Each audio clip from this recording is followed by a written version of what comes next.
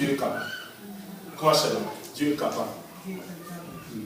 Dieu est capable. Dieu, c'est pas un homme, hein? C'est pas un homme. Bon. Il me reste 5 minutes. Je vais encore parler. Dieu est capable. J'ai dit, la foi, croire en Dieu, c'est une façon de posséder déjà les choses qu'on espère. Donc même si ce n'est pas matérialisé. Moi je suis venu, comment je suis venu en Europe? Je l'ai dit ici, un jour, quand j'ai décidé d'aller en Europe, tout le monde devait se moquer de moi. Parce que je n'avais même pas un passeport, je n'avais même pas un salaire, je n'avais rien, je n'avais qu'un pantalon. À l'époque, je n'avais qu'un pantalon, donc je n'avais un pantalon, donc cela veut dire, si je le mets, je vais à l'église, je rentre, je le lave. Mais un jour, j'ai dit chez nous, moi je vais partir en Europe. Tout le monde était en train de me regarder. Et par la foi, un jour je me lève, je dis chez moi, je pars en Europe. Et je suis parti, je suis arrivé en Europe. J'avais rien. Mais j'ai fait confiance en Dieu. Bien aimé, le problème c'est quoi? Tu crois trop aux hommes et à toi-même. Non, bien aimé, j'ai peur quoi? En faire confiance à Dieu. Tu ne perds rien en fait. Avoir la foi, c'est prendre des risques avec Dieu. Et ne pas prendre des risques avec Dieu, c'est déjà un risque. Hein? Ne pas prendre des risques avec Dieu, c'est déjà un risque. Donc cela veut dire, j'ai risqué avec Dieu et Dieu a fait le reste. Bien aimé, on dit, c'est être persuadé que les choses qu'on ne voit pas existent vraiment. Donc quand on dit c'est la démonstration des choses qu'on espère, c'est être persuadé que ce qu'on ne voit pas là existe vraiment. La sœur là croyait que le frère Martin existait. Et le frère Martin est parti de l'Europe pour aller la prendre. Il croyait. Et on la croyait folle. Comment toi, maintenant, ces frères croyaient, à un moment donné, tout le monde croyait que vraiment le frère Martin existait. Pourquoi? Parce que quand elle parlait du frère Martin, c'était avec certitude. Et bien aimé, la foi, c'est la fruit de la révélation. Amen. La foi, c'est la fruit de la révélation. Je vois des prédicateurs, ou les gens qui parlent de la femme qui avait la perte de sang. Vous croyez vraiment qu'elle s'est réveillée seulement du jour au lendemain et elle a compris que si elle touchait, c'est combien de personnes ont touché Jésus avant elle? Amen. Et quand on parle de la femme qui avait la perte de sang, ce n'est pas seulement elle s'est réveillée, elle a touché Jésus. Non. La femme qui avait la perte de sang a reçu une révélation spirituelle.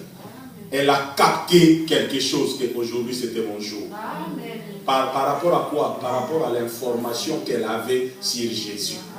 Elle connaissait que Jésus était Dieu et en lui il y avait un pouvoir qui changeait la réalité de la vie des gens. Maintenant toi tu es ignorant, tu viens dans l'église avec toute l'ignorance possible et tu crois. Donc la foi, c'est croire qu'on possède, c'est être persuadé. C'est être persuadé. Donc quand je marche, je suis persuadé que Dieu est avec moi. Et je n'ai pas peur de lui demander des choses.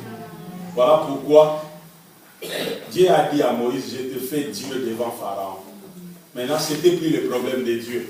C'était le problème de Moïse de croire quand il était devant Pharaon qu'il était Dieu. C'est ça le problème. Le problème de l'église, les pasteurs peuvent venir parler. Si toi tu ne crois pas, c'est ton problème. Jésus disait toujours, ta foi t'a sauvé. Ta foi t'a sauvé. La foi est très importante. Mais or, la Bible dit, or la foi vient. Donc comme elle vient, on peut l'appeler, on doit le chercher. On doit chercher la foi. Elle vient d'où? Elle vient de la parole de Dieu. Amen. Tu dois mener une vie où tu connais la parole de Dieu. Tu connais ce que Dieu pense de ta situation. Amen. Bien aimé, si je suis malade, je connais l'alliance de Dieu sur la maladie. La Bible dit, c'est par ces meurtrissures nous sommes guéris. La Bible dit, il envoya sa parole les guérit. La Bible dit, je suis l'Éternel qui te guérit. La Bible dit, pas vous imposerez les mains aux malades et celles-ci seront guéries. Il y a beaucoup de versets dans la Bible. La Bible dit, je ne vous frapperai pas de toutes les maladies que j'ai frappées l'Égypte et les pays aux environnants. Donc, si tu n'as pas l'argent, la Bible dit l'or et l'argent appartient à l'Éternel. La Bible dit que la veuve de Sarepta n'a jamais connu la sécheresse après le passage d'Élie. Donc, le problème, c'est connaître les promesses de Dieu et s'accrocher. Tu ne peux pas avoir la foi si tu ne connais rien. Maintenant, qui veut avoir la foi? Qui veut avoir la foi? Lève-toi, monsieur. Lève les mains. Dis merci Seigneur. Parce que tu peux me donner la foi comme un don. Peut-être de moi-même. Je n'ai pas assez travaillé la parole de Dieu pour avoir la foi. Mais ce soir, j'ai prié. Aie pitié de moi. Donne-moi la foi. Donne-moi la foi. Je vais vivre par la foi. Parce que j'en ai assez de vivre par mes capacités. De vivre par mes efforts. Mes efforts ne me permettent pas toujours d'arriver là où j'espère. Voilà pourquoi cet après-midi, je reçois la foi. Je reçois la foi.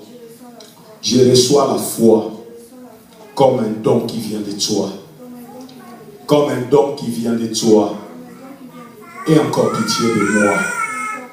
Tu connais ma personne. Tu connais par où je suis en train de passer. Tu connais par où je suis en train de passer. Tu connais par où je suis en train de passer. La dernière fois que j'ai pleuré, tu as vu, tu as su pourquoi j'ai pleuré. Voilà pourquoi j'ai prié maintenant. Donne-moi la foi. S'il te plaît, papa. S'il te plaît, papa.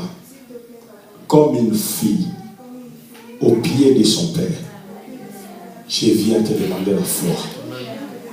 J'ai besoin de la foi. J'ai besoin de la foi. Aie pitié de moi. Aie pitié de moi. Car sans la foi, je n'en sortirai pas. Je n'en sortirai pas. J'ai besoin de croire en toi. J'ai besoin de croire en toi. Je t'en supplie. Merci Seigneur. Ferme les yeux maintenant, je prie pour toi. Oh yaka broto mosoto robo shikaraba satarabaki robo posoko yababa suntaraba shekerebe. Il y a quelque chose qui va arriver dans ta vie. Tu vas sentir quelque chose que tu n'as jamais senti. Je ne sais pas te l'expliquer, c'est quoi. Je ne sais pas l'expliquer, c'est quoi. Mais tu vas sentir quelque chose que tu n'as pas senti. C'est un signe que Dieu te donne. N'aie pas peur. Dieu va enlever la peine de ton cœur. Il va l'enlever. Il me l'a dit qu'il va enlever la peine de ton cœur. Et il va te donner la joie, sa joie. Sa joie. Il me dit de te dire de ne pas avoir peur. Tu commençais à avoir peur de ton avenir. Ces derniers temps, tu t'es posé 1001 questions. Et tu n'as pas eu d'ici. Mais Dieu te dit qu'avec la foi, tu peux passer ces moments. Avec la foi, tu peux traverser ce que tu es en train d'endurer. Avec la foi, tu peux te réjouir. De dire malgré tout, j'ai un Dieu. De dire malgré tout, j'ai un Dieu qui est capable de faire quelque chose. Père, merci. Père, merci. Alléluia. Papa, je lève-toi. Assis-toi, ma soeur. Lève les mains. Lève les mains, papa. Tu lèves les mains, tu pries après moi. Dis merci, Seigneur, pour la grâce, pour la faveur qui vient dans ma vie. Merci parce que cette parole m'a ajouté encore quelque chose pour aller de l'avant. Merci parce que tu fais de moi un pilier dans cette maison. Je m'accroche. Je m'accroche. Je m'accroche. Reçois l'onction. Il y a une onction sur toi.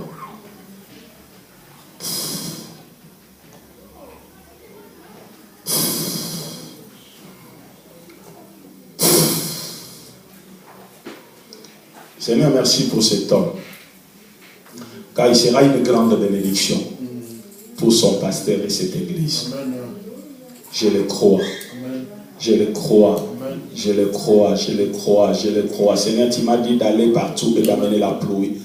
J'amène la pluie dans sa vie. J'amène la pluie dans sa vie. Laisse que la saison de la pluie s'ouvre sur toi. Laisse que la saison de la pluie s'ouvre sur toi. Laisse que la saison de la pluie s'ouvre sur toi. Dieu est en train de changer en bien ta vie. Merci Seigneur. Merci Seigneur. Bon, faute de temps, on va se lever tous. On va se lever les mains et je vais prier pour tout le monde. Lève les mains s'il te plaît. Lève les mains s'il te plaît. Oh, alléluia.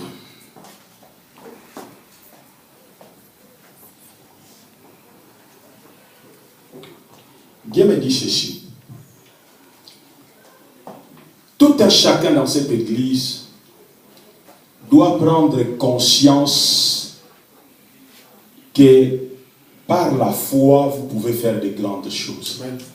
Tout un chacun. Non. Tout un chacun.